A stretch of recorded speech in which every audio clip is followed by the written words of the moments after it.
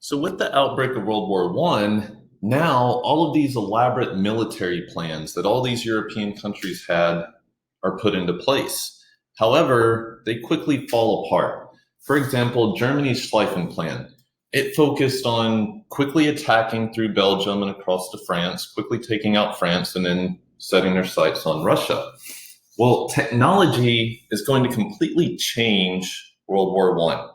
And the most important of these technologies was the machine gun, because machine guns could mow down entire armies. And so, to combat machine guns, they're going to dig trenches. And this is going to lead to the trench system. And the trench system is really going to exemplify warfare on that Western Front.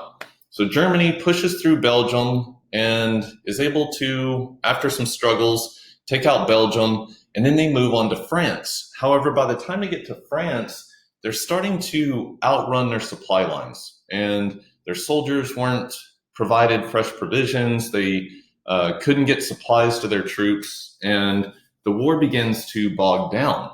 And to combat this machine gun fire, both sides begin to dig these elaborate trenches. And for the rest of the war, that Western Front really remained pretty stationary until the very end of the war.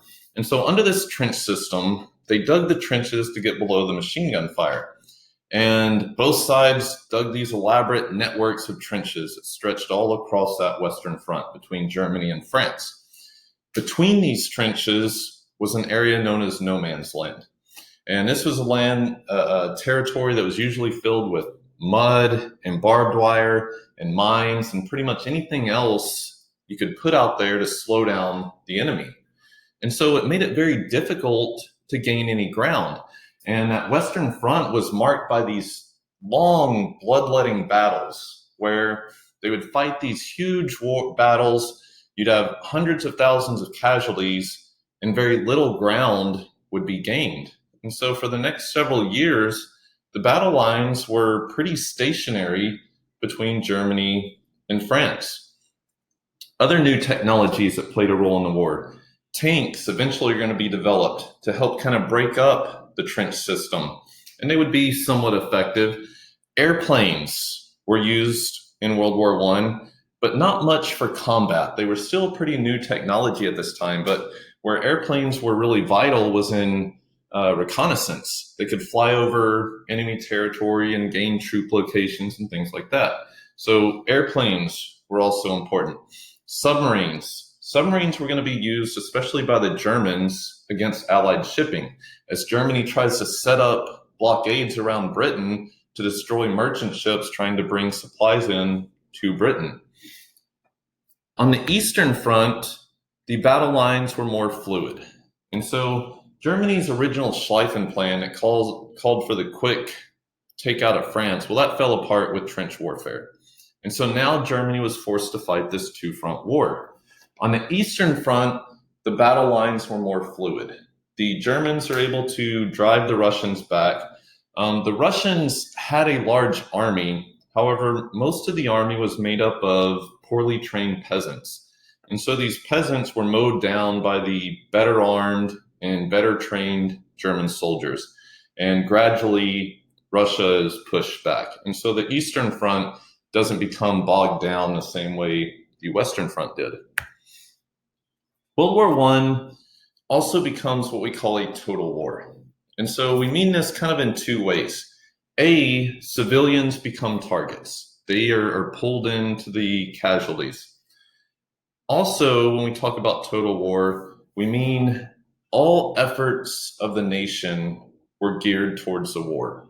And so the economy has to be mobilized, and our factories are mobilized to produce goods for the war effort. And factories played a huge role in winning the war for the Allies, especially the industrial capabilities of the United States. We also see an increased government control of the economy during wartime because they have to ensure that the factories are producing the goods needed to win the war effort. Women play a vital role in World War One. As men are all fighting, many women step up and they take over these jobs in the factories. And it briefly kind of changed family patterns as well, as women had to kind of become heads of the household while the men were all fighting. Um, as a result of this, many Western nations are going to grant women the right to vote shortly after World War I. Once the war is over and the men return back, a lot of women lost the jobs that they had during the war, but they did make some gains when it came to voting rights. Propaganda campaigns were also huge. Propaganda campaigns were launched in order to build support for the war.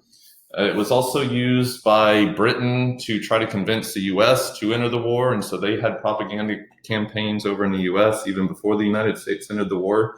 It was used to build support against the enemy, so it often demonized the enemy. It was used to finance the war and encourage people to buy war bonds and war loans and things like that. And also used to conserve goods for the war effort. So it encouraged people back home to buy less food and grow war gardens and things like that, so that more supplies were set aside for the soldiers.